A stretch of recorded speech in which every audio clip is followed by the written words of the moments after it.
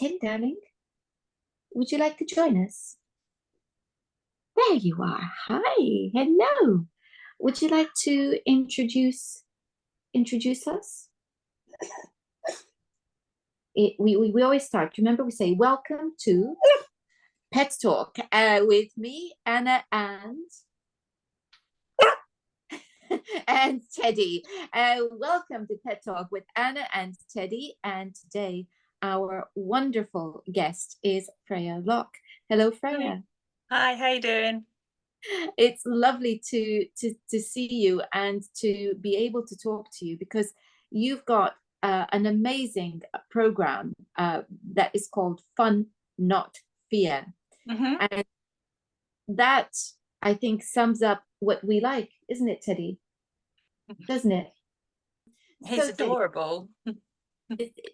We do like a lot of fun, don't we? Because Teddy loves fun, don't you? You love to have good fun, don't you? We play do lots of things. That's a true statement, isn't it? We are very quiet today. I think Teddy is tired. Yesterday he went to his friend's birthday party, and I found that the excitement yesterday was huge. And on the subject of excitement, I think it's a good place to start because you work with that intense emotional state in dogs. So before we go there, maybe tell us about your approach to helping us deal with this state of arousal. So a lot of the dogs I work with, they're highly aroused. Sometimes they're extremely happy while they're highly aroused. Sometimes they're extremely unhappy while they're highly aroused. And obviously the unhappy ones, that comes out as fears. It comes out as, when you get the lunging and the barking and all the issues, you get all that. But then also you get the dogs that are very, very shut down and very quiet and very timid and very afraid. So we get a whole range of behaviours that basically just mean that the dog is quite scared and quite unhappy, and they are quite highly aroused while this is going on. Also, I mean, you have the dogs that have got the zoomies, the dogs that are all excited, the dogs that they just want to play and they just want to run around and just want to go crazy. So they're also quite highly excited. So one of the things we find is that dogs, when they're in a really highly aroused state, they find it quite difficult to learn, much like people do. So we promote quite a lot of relaxation and things like that. I mean, obviously we want our dogs to have fun, and we provide outlets for that, obviously, but when it comes to teaching the dogs, especially the ones that are worried about things, we teach them a lot of calmness, and we teach them a lot of calm behaviors. We teach them things like I've just recently affiliated with Pet Remedy, and I've been recommending those for years, but we do this thing called the pajama method, where every night before the dogs go to bed, we'll spray Pet Remedy, right? And what happens is after a little while, the dogs, they smell it and it becomes like a pair of scented pajamas. Yeah. So you can start using it at other points during the day. So a lot of our training is about, first of all, we reduce the fears. So we have, obviously we do fun, not fear training. So we try and turn everything the dog is worried about into good news. And we do that for the humans as well. We try and deal with any sort of anxiety, any issues that either the dog's got going on or that the person's got going on. We try and minimize that as much as possible. And then we replace that with things that they like. And then slowly we can reintroduce the things that they're worried about. But we can only do that if they are in a calm enough state to start with.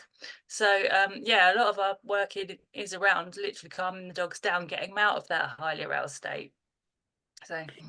So how do we teach our dogs to calm down? Because we clearly would have to do that before they become emotionally aroused. So how do we do that? How do we teach them a calm state? Well, a lot of dogs will actually they know what things calm them down themselves already. So a lot of dogs like sniffing, a lot of dogs like chewing, they like licking, some of them like digging. All those sorts of things are very, very natural behavior, and a lot of the time it's quite sad really, because people are always trying to hurry their dogs along, and they're always trying to stop them digging up the garden. They're always trying to get the walk done as quickly as they can. They don't allow them time to stop and sniff, and all those things actually help to lower the dog's heart rate.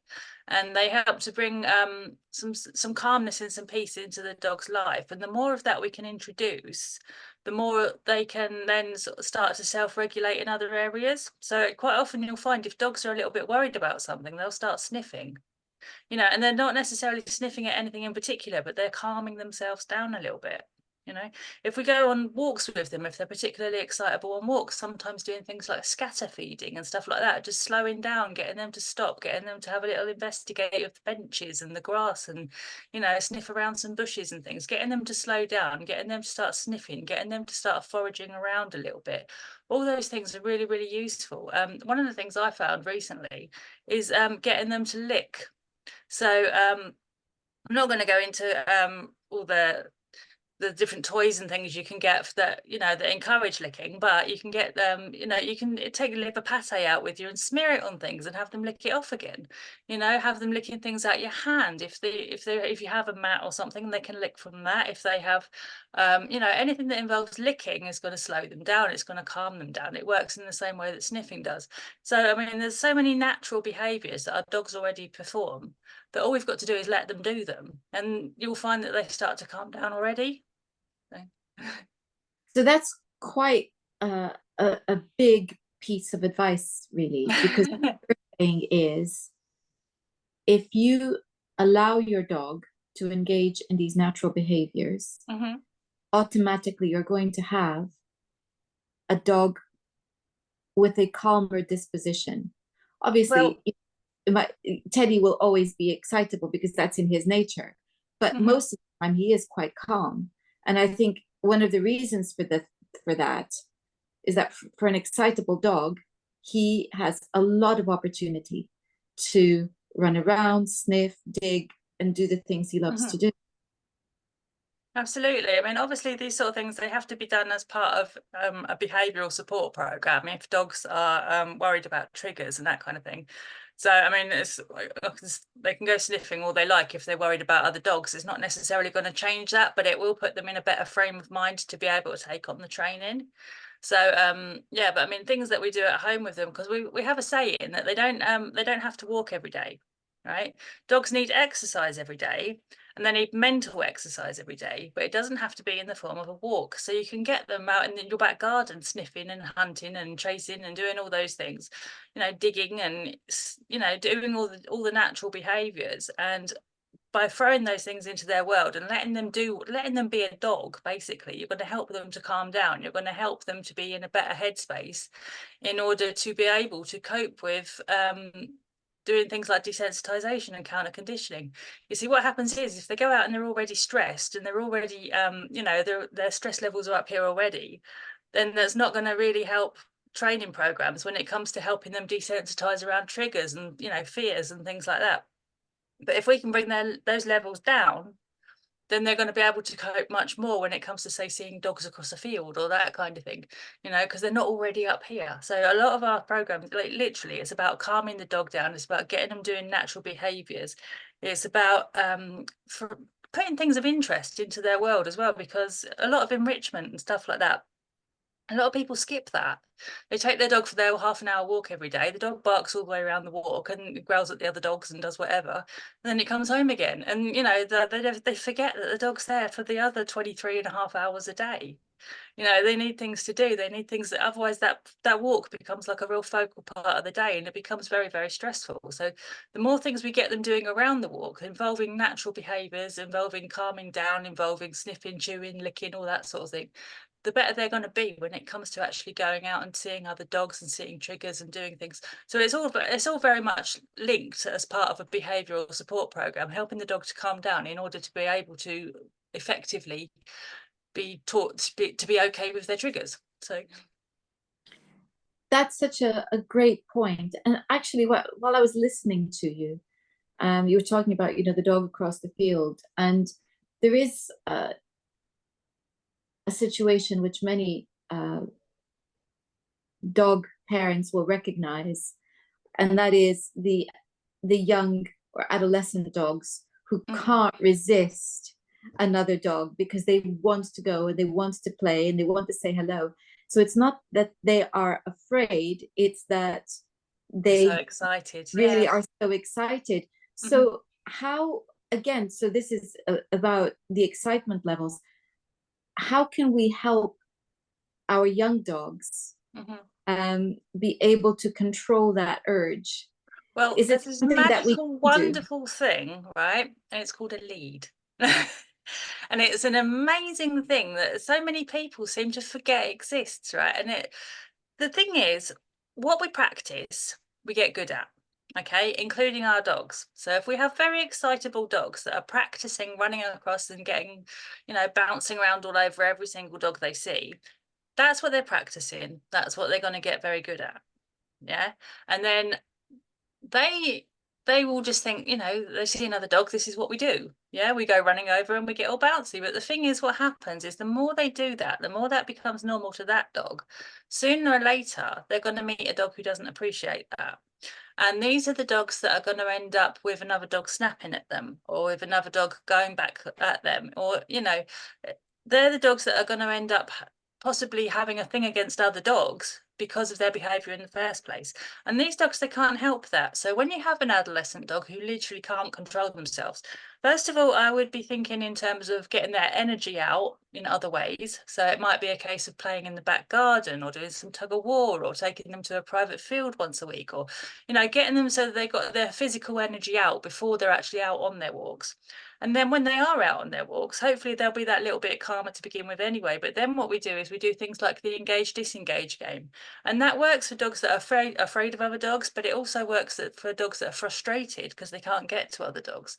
And it also works for the dogs that are really, really excitable, because what it does is it just teaches them to see the other dog, look at it, engage with it, and then look away again, disengage from it, and then they get rewards.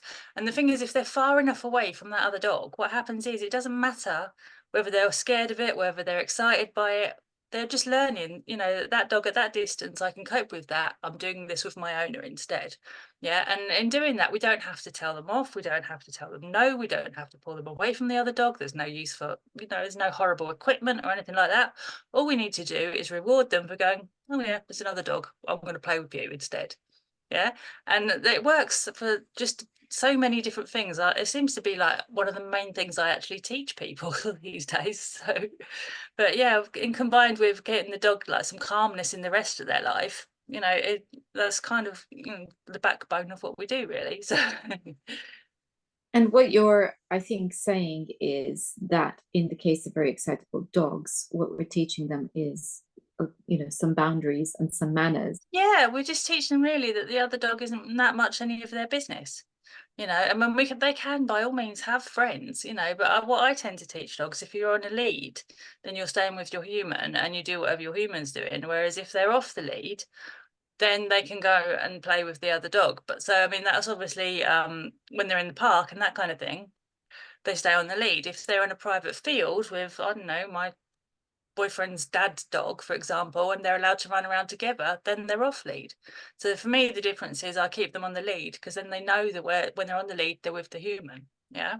And we literally train them to be focusing on the human while they've got the lead on as well. So When Teddy was quite young, one of the things that I did was I chose some friends for him. So where we would be out and there was a nice rapport between him and another dog, I started to arrange dog walks so that he always had friends with him when he was out.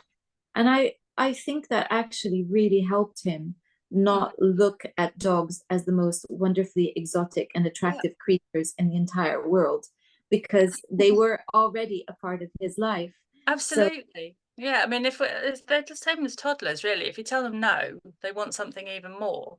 Whereas if you let them have that thing, but you let them have that thing in an appropriate and a controlled way, then that thing loses its power over the dog, doesn't it? And they get to enjoy the time that they are allowed with their friends, or because with my dogs, I mean, Moo, the dog I had before Twyla, he was very, very sociable in the end. He was a very reliable, good little dog that he got on with pretty much every dog in the village. And it took me 6 years to get him to that point. It was a very, it was a long trek. Whereas Twyla, my Springador, I say she's a bowling ball with teeth. So she doesn't seem to realise how much she weighs, and she just goes bowling in, and she just wants to play with everything, and she's so full of joy and happiness. But not every other dog that's half the size of her is as excited to see her as she's again.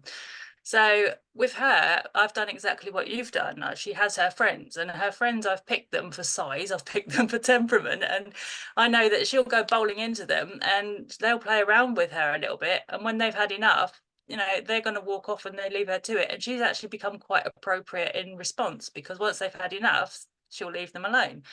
And in doing that, I think we taught her that not every dog is her plaything.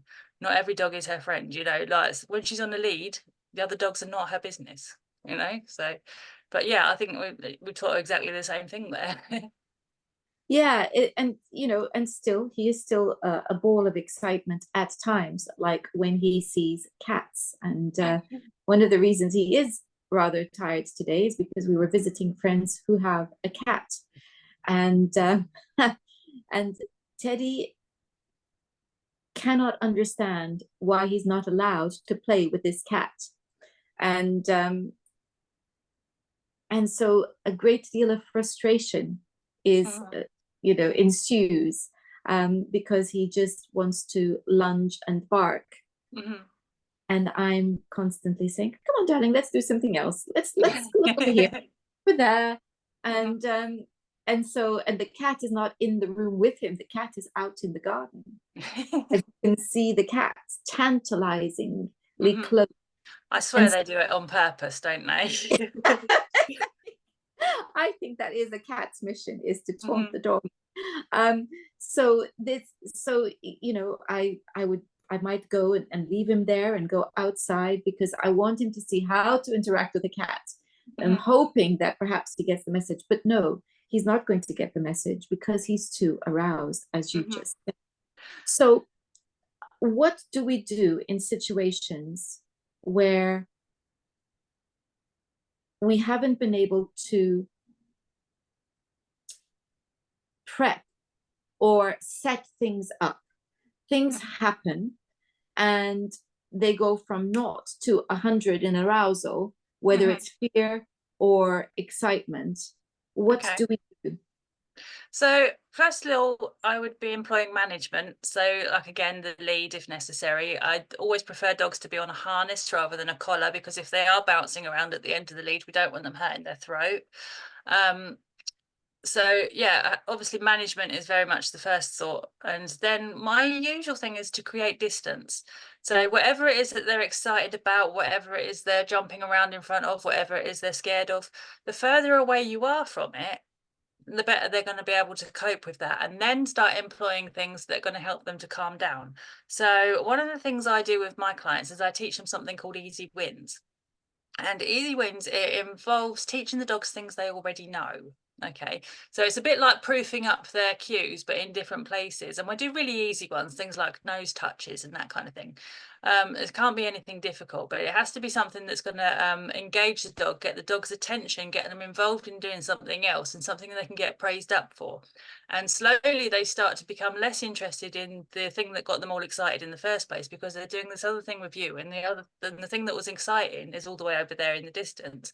And once they can get their attention back on you, they start to calm down a little bit, and then you can start doing the things like the scatter feeding and the sniffing, and just helping them just to to self-regulate a little bit. Now if you have a really, really bad walk, and I don't know, perhaps another dog's frightened them or something bad has happened, what I try to do is I try to get them involved. First of all, I take them home, obviously, and get them out of the situation as quickly as possible. I want them to start calming down.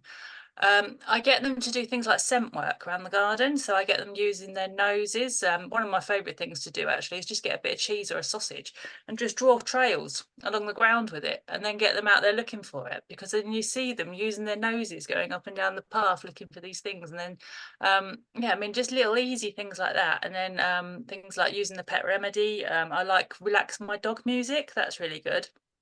Anything like that is going to help them calm down. Some people suggest letting the dogs rest for up to 72 hours because of the there was a suggestion once that the cortisol took that long to leave the body. It's been disputed as to how long it actually takes to leave the body, so I'm not sure how scientifically accurate that actually is anymore. But however, I do think it's a great idea to let your dogs have a rest anyway. So you know, have a rest the next day, do scent work, do, you know, enrichment and things with them around the garden. You know, you could even take them out for a ride in the car if they're not too triggered by things going past, you know, that kind of thing. But it's all about just letting them sort of settle down again before you go off to, you know, that thing again, you know. Well, that's of course a wonderful idea, isn't it? To just let them, you know, have a day's rest. And I can see that. I can see that Teddy today has really appreciated having a day's rest. Well, the way I see it is, as humans, you know, we go to work all week. Maybe we work Monday to Friday, right? Some of us, yeah. Come Saturday, we've really had enough. We're ready for the weekend, aren't we? We have Saturday and Sunday off. That helps us to regulate ourselves again. So come Monday, we're ready to face the week again. Whereas if we was just going out and working every single day, we'd burn out. And I actually think with our dogs, even if they really love going out and about and doing things, if they're very, very excited, if they're very, very highly aroused, if they're very, very frightened of anything, that's the equivalent of us being stressed all week. We need a weekend off. Yeah, so I do think it's important to actually schedule that time in. I mean, my Springer door, she is bonkers, right? And people, they're really surprised actually, because I don't walk her every day. I might take her for maybe 4 or 5 walks a week. And when we do walk, she goes to good places, she gets all the sniffs, she does all the things. But if I take her every day, I soon notice that her behavior actually becomes more erratic, not less, because she doesn't have that time to simmer down. So a lot of the time with her, it is about managing arousal levels so that we get the behavior that we want. Because if we get the behavior that we want and the dog's managing their arousal and they're coping, then everything else sort of slots in a lot more easily, you see. So and that's a very common misconception that people have, that if they have a dog that is high energy, i.e. excitable, that they need to burn off that energy and go, you know, for huge long walks. Whereas actually what you're saying is the opposite. If you've got a dog who has down. high amounts of energy, you're training an athlete. If you keep making them more and more and more energetic by giving them more and more and more exercise, I mean, obviously they need a certain amount of exercise, but the last thing you want is a high energy dog that's got so much energy you can't cope anymore. So they need a lot of mental exercise, and that actually helps to, I mean, with Twyla, one of the things that wears her out more than anything actually is whenever we go out in the car down south to see my other half's parents, we stop in the service stations, okay? And we will sit there in the service stations having a coffee, and she'll sit there looking at all the people and just sitting there taking all that in. That wears her out more than an hour's walking, because by the time she's finished doing that, she is ready to sleep. You know, she literally, if we take her out to a cafe or something like that, sitting there watching all the people and watching all the things going on, being calm while all that's going on, a lot of the time that wears her out more than anything, because of the mental enrichment that she's getting from being in that situation. Whereas if I take her out for a walk for an hour, she's still ready to go. You know, It's just, you know, thinking about the amount of effort that it takes an excitable dog in an excitable situation be calm.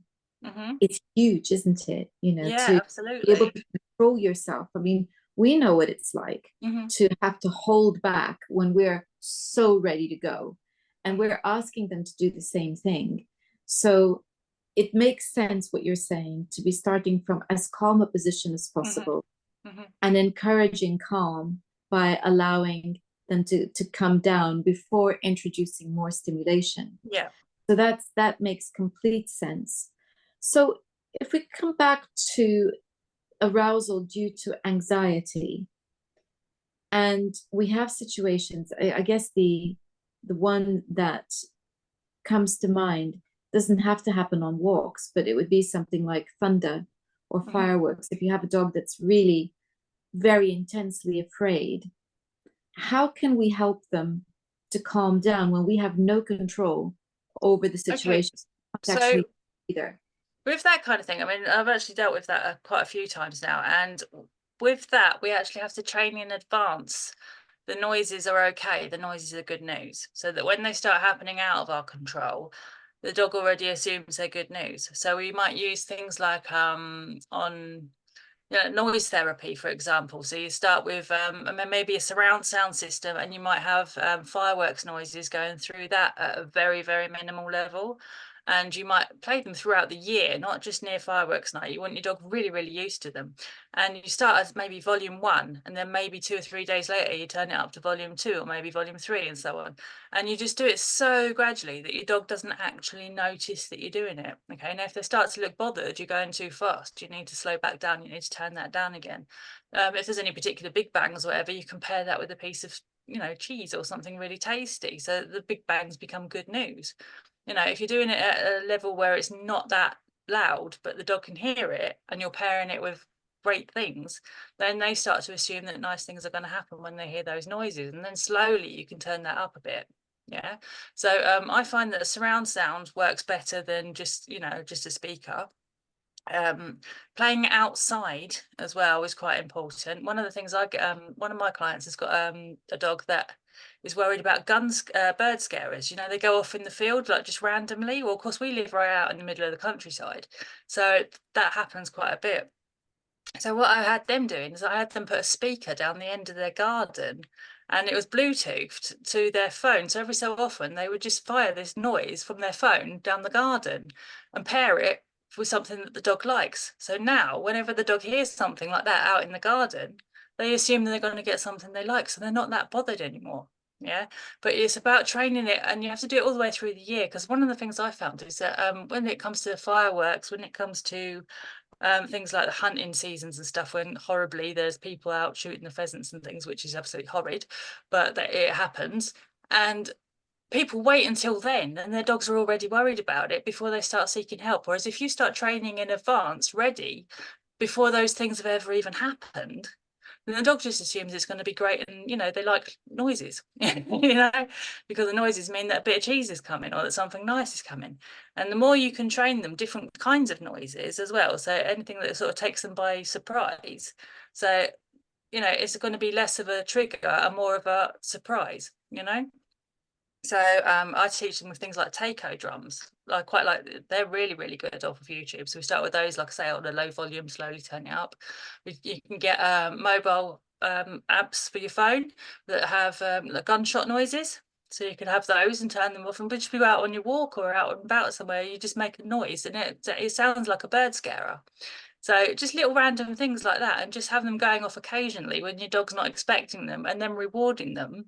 And as long as you're doing it at a level the dog can cope with, they start to assume that those things are good news. So then when they do happen in the environment, and you do get the thunder, and you do get the fireworks, and you do get all those things, the dog's already taught that those things are good news, so they're not that bothered by them. Does that help?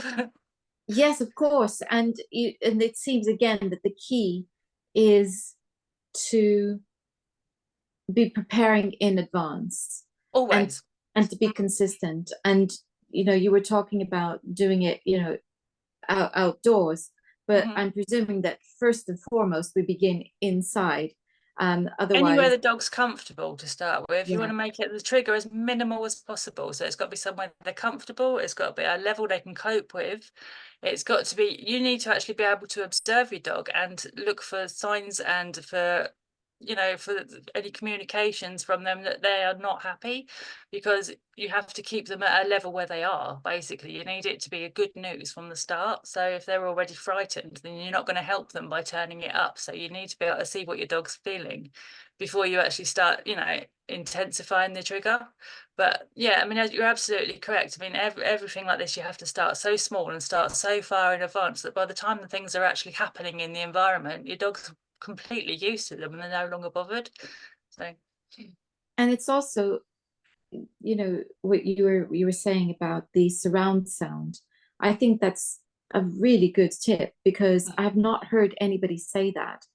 And the thing is that some dogs do know the difference between what's going on radio, on television, on your stereo, and what's going on outside. And what's going on Absolutely, they do. not so scary. What's going outside is. So to have that surround sound is a much more realistic sound experience for them. Absolutely. And again, it's important to train up different kinds of noises as well, so that if they do hear something outside and it's not the exact same noise that you've trained, there might be 10 other noises that you've trained that are similar that they're okay with. So they might assume that this one's okay too.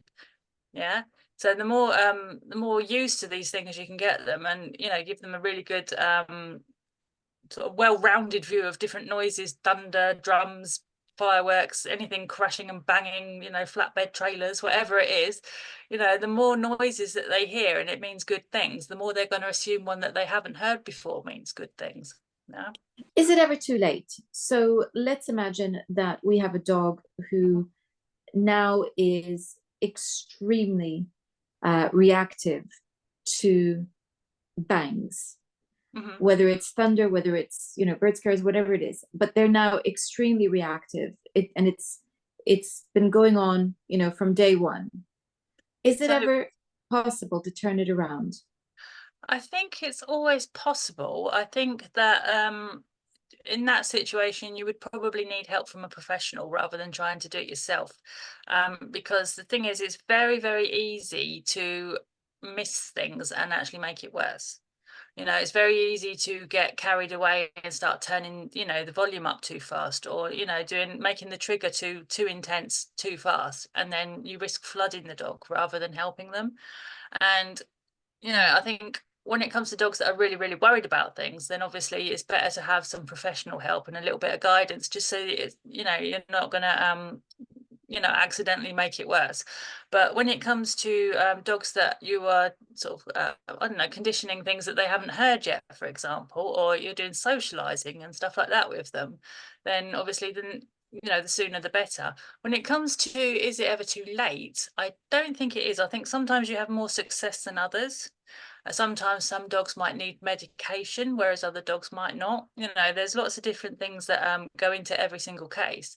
And you can never turn around to a client and say 100% that this dog's going to be absolutely fine with fireworks in 3 weeks' time when we've finished doing all this, because it doesn't work like that. But what happens is your dog might be a little bit better than they were. Yeah, or they might be able to cope with them as long as you take them out somewhere in the car away from where the noises are the loudest, or there might be things that you can do to compromise with that dog that you hadn't thought of as well, so that it might make things feel better for them. So I don't think it's ever too late. I do think that sometimes people have actually got unrealistic expectations of their dogs sometimes. They are living, feeling beings just as we are. And I'm never going to be happy to see a scorpion running across the floor. I'm never going to be happy to see clowns. I hate them. Right. But at the same time, I can be taught to tolerate them, like at a distance. I can be taught that as long as it stays over there, I'm going to be okay. So, and dogs can be exactly the same. We can teach them to be okay with things. We don't necessarily we're not always able to teach them to love things. They might not hear fireworks and think it's the best thing they've ever heard and be over the moon to hear it, but they might think, oh, okay, well, this is going on outside, but I'm doing this with my mum and we get cheese, so it's not that bad. Yeah. So I don't think, like I say, I don't think it's ever actually too late, and we certainly should try. We should always try, because we want to make things better, regardless of how bad our dogs are feeling. We always want to make them feel better. So I don't think we should ever give up on them. We should always try, but I do think sometimes that you might need a little bit more help than if you were just doing it by yourself. I was just thinking, it is an art, I think, to, when you're doing the desensitization work, to challenge just enough to not flood. Absolutely. But also to have the courage to challenge that tiny little bit, so that you're able to progress. And it's that timing and the intensity, when to produce that next little bit of challenge, and when to intensify it just a notch, so that it's just perfect. And that's really, that is an art. And I think that sometimes we do need help, particularly because we are so anxious to move forward that it can make us slip. It's like the hand slips and it's just a bit too heavy. Yeah. And that can set things back, considerably. And I think, watching our dogs and the response tells us very quickly whether we've been a bit heavy handed with moving things up a notch. So so having a little bit of guidance in that respect is, I think, a very good thing. And speaking of guidance, how do people find you? Oh, so I've actually recently created a new website. It's freyavlocke.co.uk.